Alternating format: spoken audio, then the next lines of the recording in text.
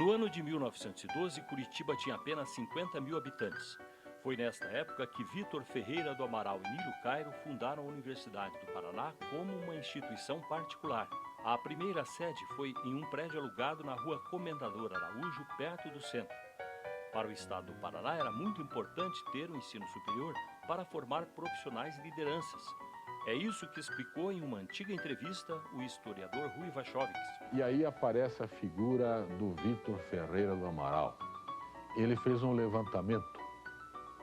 Quantos médicos e quantos engenheiros havia nascidos no Paraná e que aqui trabalhavam? Chegou à conclusão de que havia apenas 9 médicos e 4 engenheiros paranaenses.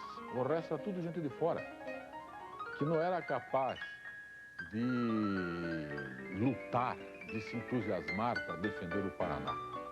No início estavam matriculados apenas 97 alunos que pagavam mensalidades. Com a doação de uma área na Praça Santos Andrade, a universidade começou a construir o seu prédio próprio em 1914. E a seguir criou a primeira maternidade do Paraná, onde os alunos de medicina faziam estágio.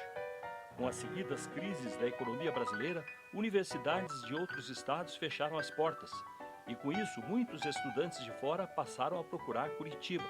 Como os alunos pagavam mensalidades, foi a vinda destes novos estudantes que salvou a Universidade do Paraná.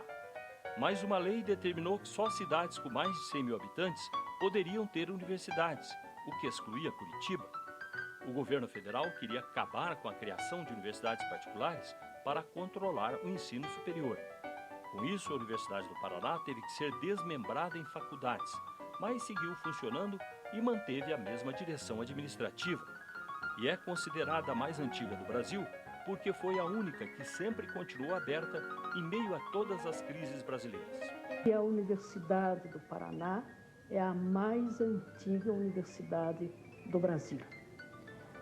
Porque ela foi criada, instalada e funcionou sem jamais haver sofrido interrupções. Pode ter havido iniciativas anteriores à do Paraná, mas iniciativas que não vingaram como tais. A do Paraná vingou. Até o fim da ditadura de Getúlio Vargas, em 1945, a educação superior teve uma longa e difícil fase no Brasil. Com a redemocratização, a situação melhorou, principalmente no Paraná.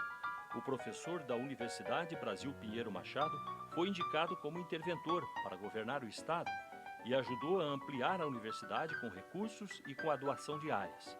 A maior delas foi para construir o Centro Politécnico. O patrimônio é uma questão muito importante na fundação de uma universidade, de qualquer instituição de ensino, nesse sentido, de ensino superior. E esse patrimônio é que foi constituído por mim, quando interventor. Depois de uma campanha da comunidade, em 1946, o governo federal reconheceu por decreto a Universidade do Paraná. Em 1949, o professor Flávio Suplicy de Lacerda assumiu a direção da universidade, permanecendo no cargo por 19 anos, e lançou uma campanha pela federalização da universidade, que foi confirmada em 1950. A antiga Universidade do Paraná passava a ser a Universidade Federal do Paraná. E sendo federal, a universidade passou a receber recursos. Assim foi possível ter um grande crescimento. O prédio histórico foi remodelado e ampliado. O Hospital de Clínicas, ainda em construção, foi transferido do Estado para a universidade. A expansão da universidade prosseguiu nos anos 1960, com a construção do Centro Politécnico, onde surgiram muitos novos cursos. Hoje, a Universidade Federal do Paraná tem 26 mil alunos e 11 unidades distribuídas em Curitiba. E também está no litoral, com sedes em Pontal do Paraná e Matinhos, e no interior nas cidades de Palotina, Jandaia do Sul e Toledo.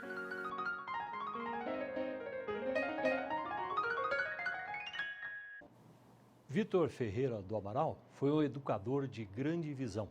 Naquela época, vamos lembrar, 1912, a cidade tinha 50 mil habitantes, como você viu aí, e não tinha gente formada aqui, não tinha médico, não tinha advogado, não tinha professor, não tinha gente que pudesse constituir uma liderança para defender o Estado. Isso ficou muito claro quando o Paraná perdeu a questão do contestado, disputava terras com Santa Catarina. não havia liderança para lutar pelas causas paranaenses. Essa foi a tese de Vitor Ferreira do Amaral e ele começou como empreendedor, abrindo a primeira universidade, que era particular, com a ajuda de Nilo Cairo. O interessante é que o governo da época, como depois fez outras vezes, não fazia e não deixava fazer. Não queria que empresas abrissem universidades, só o governo queria fazer, mas ele não fazia. E o fato de Curitiba ter uma universidade que trouxe tanta gente para cá e criou essa fama de cidade universitária desde aquela época.